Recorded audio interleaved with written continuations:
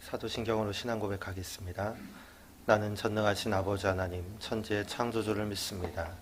나는 그의 유일하신 아들, 우리 주 예수 그리스도를 믿습니다. 그는 성령으로 잉태되어 동정녀 마리아에게서 나시고 본디오 빌라도에게 고난을 받아 십자가에 못 박혀 죽으시고 장사된 지 사흘 만에 죽은 자 가운데서 다시 살아나셨으며 하늘에 오르시어 전능하신 아버지 하나님 우편에 앉아 계시다가 거기로부터 살아있는 자와 죽은 자를 심판하러 오십니다. 나는 성령을 믿으며 거룩한 공교회와 성도의 교제와 죄를 용서받는 것과 몸의 부활과 영생을 믿습니다. 아멘.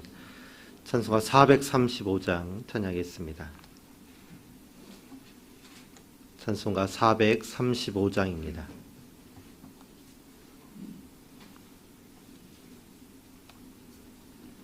나의 영원하신 기업 생명보다 귀하다. 나의 갈 길 다가도록 나와 동행하소서.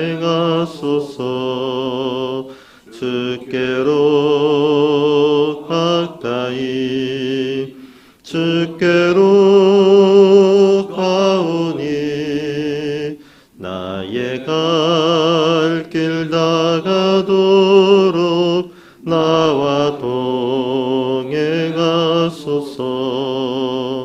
세상 부귀한 일함과 모든 명예 버리고 험한 길을 가는 동안 나와 동행하소서.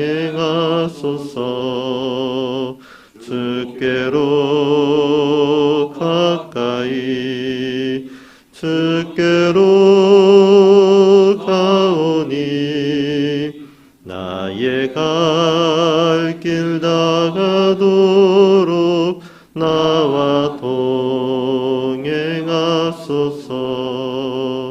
어두운 골짝 지나가며 험한 바다 건너서 천국 문에 이르도록 나와 동행하소서. 주께로 가까이 주께로 가오니 나의 갈 길 다가도록 나와 동행하소서. 아멘. 공동체 성경 읽기, 오늘 말씀 출애굽기 7장 말씀입니다. 제 7장. 여호와께서 모세에게 이르시되 볼지어다, 내가 너를 바로에게 신같이 되게 하였음즉 네 형 아론은 네 대언자가 되리니 내가 네게 명령한 말을 너는 네 형 아론에게 말하고 그는 바로에게 말하여 그에게 이스라엘 자손을 그 땅에서 내보내게 할지니라.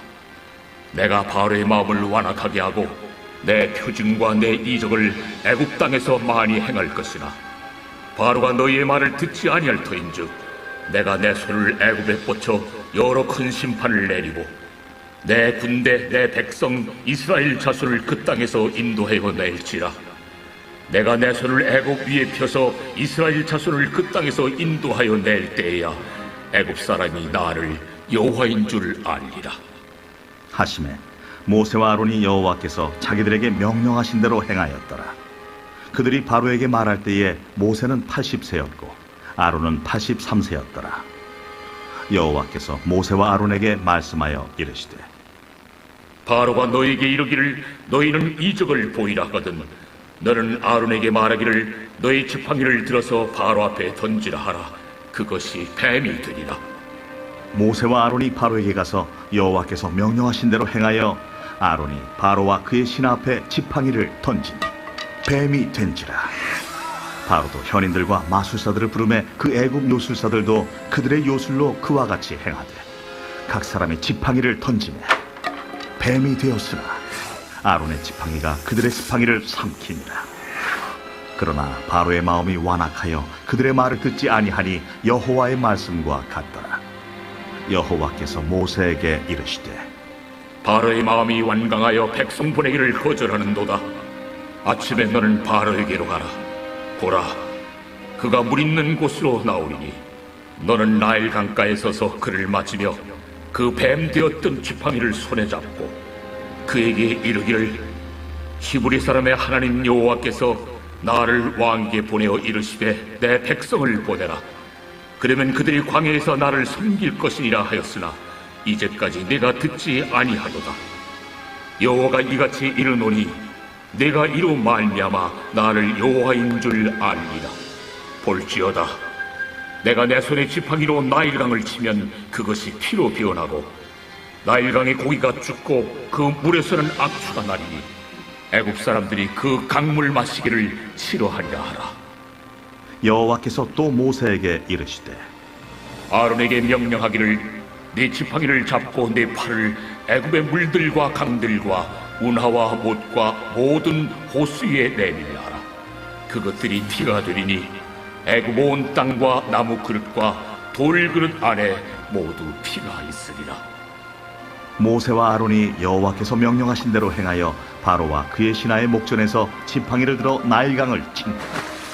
그 물이 다 피로 변하고 나일강의 고기가 죽고 그 물에서는 악취가 나니 애굽 사람들이 나일강 물을 마시지 못하며 애굽 온 땅에는 피가 있으나 애굽 요술사들도 자기들의 요술로 그와 같이 행하므로 바로의 마음이 완악하여 그들의 말을 듣지 아니하니 여호와의 말씀과 같더라. 바로가 돌이켜 궁으로 들어가고 그 일에 관심을 가지지도 아니하였고 애굽 사람들은 나일강 물을 마실 수 없으므로 나일강가를 두루 파서 마실 물을 구하였더라. 여호와께서 나일강을 치신 후 이레가 지나니라. 아멘. 오늘 말씀은 로마서 2장 6절에서 8절까지의 말씀입니다. 신약성경 로마서 2장 6절에서 8절까지의 말씀 우리 함께 읽겠습니다. 하나님께서 각 사람에게 그 행한 대로 보응하시되 참고 선을 행하여 영광과 존귀와 썩지 아니함을 구하는 자에게는 영생으로 하시고 오직 당을 지어 진리를 따르지 아니하고 불의를 따르는 자에게는 진노와 분노로 하시리라. 아멘. 헌금 봉헌하겠습니다. 감사헌금 양은영 권사님, 감사헌금 안성석 장로님, 작정헌금, 백일 작정헌금 이미경 권사님, 일천번째 황희돈 집사님, 일천번째 장진용, 김정욱, 장규식, 장진혁, 일천번째 유준경, 유용선, 김혜자, 유예림, 일천번째 김효신, 오선경, 김준성, 김준호, 일천번째 김봉재, 박연희, 김서율 들으셨습니다. 기도하겠습니다. 하나님 감사합니다. 오늘 하루의 첫 시간을 주 앞에 나와서 말씀과 찬양과 기도로 하루를 시작하게 하시니 감사합니다. 오늘 하루의 삶을 인도하여 주시옵소서. 우리와 동행하여 주시고 은혜 내려주시고 믿음과 소망으로 충만한 하루가 되도록 축복하여 주시옵소서. 하나님, 우리는 연약하여서 이리 휩쓸리고 저리 휩쓸리며 넘어지고 연약할 때가 많이 있습니다. 그러나 그때마다 우리에게 말씀하여 주시고 새 힘을 불어넣어 주시고 은혜와 진리로 함께 하셔서 하나님 우리가 승리하도록 우리와 동행하여 주시옵소서. 하나님 귀한 예물 하나님께 올려드립니다. 이 예물을 기뻐 받아주시고 하나님의 나라와 하나님의 영광과 또 하나님의 교회를 위해 귀하게 쓰임받는 예물 되게 하옵소서. 드린 손길을 복되게 하셔서 더 큰 은혜와 감사로 채워 주옵소서. 감사드리며 예수님의 이름으로 기도합니다. 아멘. 요즘 뉴스에 보니까 밀양 사건이 재조명되면서 사회가 어수선해지고 있습니다. 밀양 사건은 2004년에 발생한 밀양 여중생 집단 성폭행 사건으로 밀양 지역의 남고생 44명이 울산에 거주하던 여중생을 유인해서 범죄를 저질렀던 사건입니다. 약 1년간 지속된 이 사건은 사회적으로 큰 물의를 일으켰고 영화 밀양, 또 한공주라는 같은 영화로 사건이 재구성되기도 했습니다.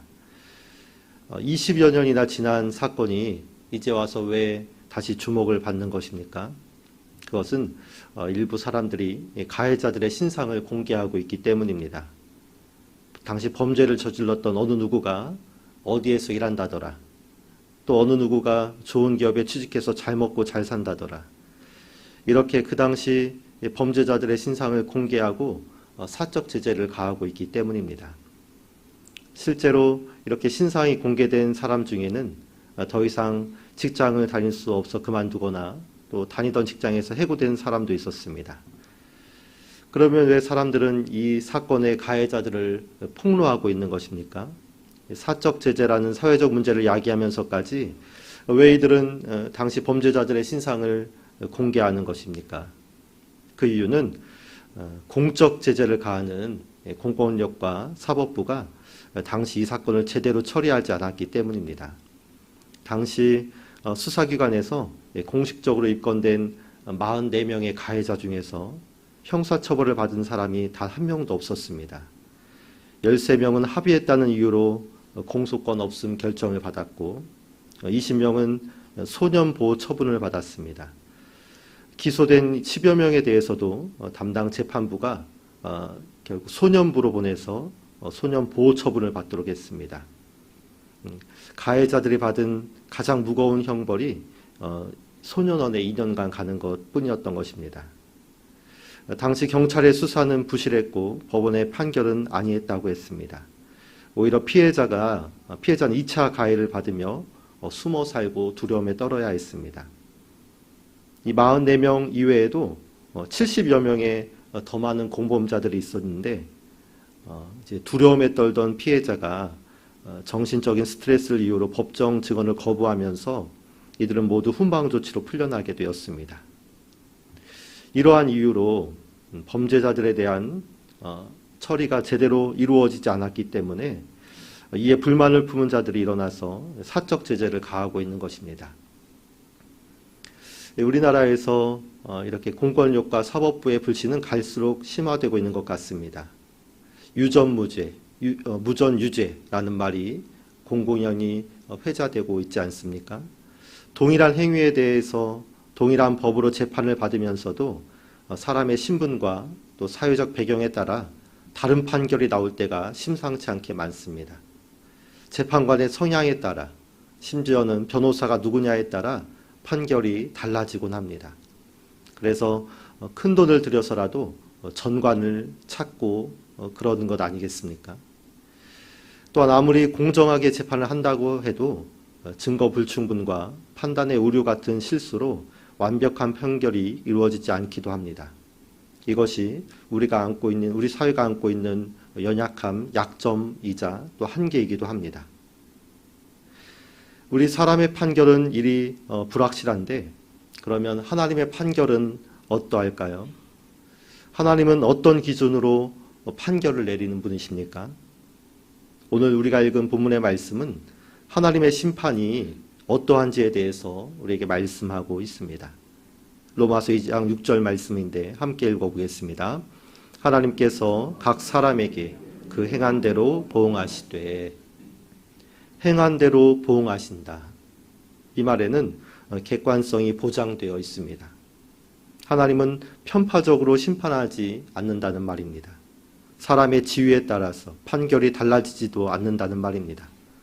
그 사람이 어떠한 사람이건 고위 관직에 있건 아니면 빈농의 서민이건 상관없이 그 사람이 빈부격차의 차이에 상관없이 좋고 싫은 감정에 상관없이 하나님은 공의로 심판하며 또 진리로 다스린다는 말씀입니다. 이 말씀, 하나님 이렇게 공의로운 분이라는 말씀은 공의가 왜곡되고 정의가 무력해진 시대를 사는 우리에게, 이 불완전한 사회를 사는 우리에게 얼마나 힘이 되고 또 위로가 되는 말씀인지 모릅니다. 성경 곳곳에 이러한 하나님의 모습, 공의로 심판하시는 하나님의 모습이 잘 나타나 있습니다. 이사야 11장 말씀해 보니 공의로 가난한 자를 심판하며 정직으로 세상의 겸손한 자를 판단할 것이며 그의 입에 막대기로 세상을 치며 그의 입술의 기운으로 악인을 죽일 것이며 공의로 그의 허리띠를 삼으며 성실로 그의 몸의 띠를 삼으리라. 시편 9편은 이렇게 말씀합니다. 공의로 세계를 심판하시며 정직으로 만민에게 판결을 내리시리로다. 시편 96편 말씀은 모든 나라 가운데서 이르기를 여호와께서 다스리시니 세계가 굳게 서고 흔들리지 않으리라. 그가 만민을 공평하게 심판하시리라 할지로다. 정의의 여신 디케는 두 눈을 가리고 있습니다. 그리고 한 손에는 저울을, 다른 한 손에는 칼을 들고 있습니다. 두 눈을 가린 것은 판결 상대의 지위나 외모, 또 이념과 감정 등에 치우치지 않겠다는 말입니다. 칼과 저울을 든 것은 공평하게 정의를 실현하겠다는 뜻입니다. 우리 하나님의 심판이 바로 이와 같습니다. 상대에 따라 좌로나 우로나 치우치지 않고 감정에 따라 편파적이지 않습니다. 그가 누구든지 오늘 말씀대로 행한 대로 보응하시는 하나님, 공의와 진리로 판결하시는 하나님, 모든 불의와 거짓과 위선을 타파하시는 하나님, 그 하나님을 믿음으로 이 어지러운 세상을 넉넉히 이겨내는 우리 모두가 되기를 축복합니다. 이렇게 하나님의 심판 앞에 선 사람은 두 가지 판결을 받습니다. 하나는 영생의 판결이고 다른 하나는 진노의 판결입니다. 먼저 영생의 판결을 받는 사람을 보겠습니다. 로마서 6장 7절 말씀, 본문 6장 7절 말씀인데요. 함께 봅니다. 참고 선을 행하여 영광과 존귀와 썩지 아니함을 구하는 자에게는 영생으로 하시고. 어떤 자가 영생의 판결을 받습니까? 참고 선을 행하는 자, 그리하여 영광과 존귀와 썩지 않는 것을 구하는 자. 신앙은 인내라는 말과 다름 아닙니다. 마귀의 시험을 참고 견디고 인내하는 자가 신앙인입니다. 유혹과 고난을 견뎌내는 자가 신앙인인 것입니다. 아담과 하와는 마귀의 시험을 견디지 못했습니다. 그러나 예수님은 이 마귀의 시험과 고난과 유혹을 견디고 이겨내어 마침내 승리하였습니다. 그리하여 우리는 예수님을 통해 영광과 존귀와 썩지 않는 진리, 구원을 얻게 되는 것입니다. 그리고 신앙인의 행위는 반드시 선함으로 귀결되어야 합니다. 신앙인이라 하면서 불의를 행하고 악의 편에 서는 자는 신앙인이 아닙니다. 콩 심은 데 콩 나고 팥 심은 데 팥 나듯이 신앙인이 서 있는 자리는 반드시 선으로 물들어야 하는 것입니다. 이런 자에게 하나님은 영생의 판결을 내리십니다. 반대로 진도의 판결을 받는 사람이 있습니다. 오늘 본문 2장 8절 말씀인데요. 함께 봅니다. 오직 당을 지어 진리를 따르지 아니하고 불의를 따르는 자에게는 진노와 분노로 하시리라. 어떤 자가 진노의 판결을 받습니까? 당짓고 진리 대신 불의를 따르는 자. 여기서 당을 짓는다는 말은 하나님을 대적한다는 말과 같습니다. 마귀가 하는 짓이 그렇지 않습니까? 마귀가 하는 짓은 하나님과 우리 사이를 갈라놓는 일입니다. 하나님을 대적하는 일입니다. 그리하여 진리 대신 불의를 따르게 하는 일입니다. 과거 이스라엘 백성들이 광야 생활을 할 때 이에 불만을 품은 자들이 있었습니다. 민수기 16장에 보니까 그들의 이름이 고라, 다단, 아비람, 온이라 말하고 있습니다. 성경은 이들이 모세에 대항하여 당을 지었다 이렇게 기록합니다. 민수기 16장 1절 2절 말씀인데요. 함께 보겠습니다. 레위의 증손 고앗의 손자 이스라엘의 아들 고라와 루벤 자손 엘리압의 아들 다단과 아비람과 벨렛의 아들 온이 당을 짓고 이스라엘 자손 총회에서 택함을 받은 자 곧 회중 가운데에서 이름 있는 지휘관 250명과 함께 일어나서 모세를 거스르니라. 이 고라 패거리들이 당을 지은 이유가 무엇입니까? 모세를 거스르기 위해서, 바로 하나님과 대항하기 위해, 하나님을 대적하기 위해 당을 지었습니다. 이렇게 당을 지어 진리 대신 불의를 따랐던 고라 일당의 최후가 어떻습니까? 그들은 아주 비참한 최후를 맞습니다. 민수기 16장 31절에서 33절까지의 말씀인데요. 함께 봅니다. 그가 이 모든 말을 마치자마자 그들이 섰던 땅바닥이 갈라지니라. 땅이 그 입을 열어 그들과 그들의 집과 고라에게 속한 모든 사람과 그들의 재물을 삼킴에 그들과 그의 모든 재물이 산채로 스올에 빠지며 땅이 그 위에 엎이니 그들이 회중 가운데서 망하니라. 이렇게 당짓는 자, 하나님을 대적하고 불의를 따르는 자의 판결은 어떻습니까? 진노와 불의의 판결을 받는 것입니다.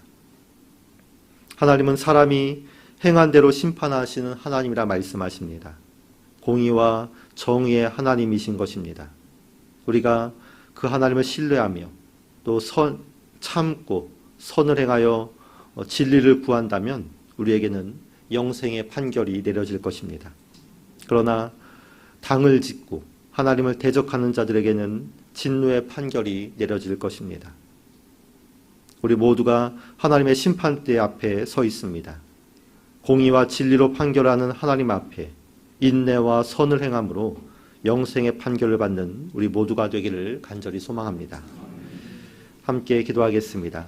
공동의 기도 제목을 놓고 기도합니다. 1번 일하시는 하나님 손을 잡게 하소서. 2번 7월도 성령으로 승리하게 하소서. 3번 홀리클럽의 은혜를 부으소서. 또 우리 환우들 위해서 환우를 치료하여 주시고 회복시켜 주옵소서. 환우를 위해서 중보해 주시고 또 각자 개인 기도 제목들을 가지고 함께 기도하겠습니다. 우리 주여 3번 부르고 함께 기도합니다. 주여 주여 주여. 살아계신 아버지 하나님 감사합니다. 하나님, 우리가 하나님을 신뢰하며 하나님을 따르며 하나님께